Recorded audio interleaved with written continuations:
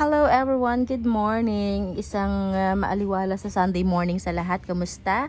Gusto ko lang mag-update dito sa ating nag-revert na variegated Peru. Ayan siya. Kinat natin to Hindi ko alam kung na i-video ko or nagawan ko ng reels yung pagkakat natin dito kasi nga bumalik sa pagka-green yung mga dahon niya lahat. Ang haba-haba na. And now, ito na ang kanyang update. Ayan ang kanyang suhi. Yan, mukhang magandang pangitain na siya. Bumabalik na siya. So, tama ang chismis. Totoo ang chismis. Kailangan mo lang talaga siyang i-propagate para bumalik ang dati niyang variegations. Ayan mukhang maganda ang kanyang senyales.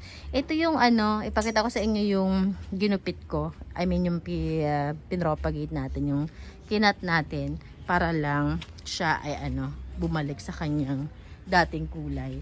Ito yon, hinihintay natin mag-ugat. So, wala pa.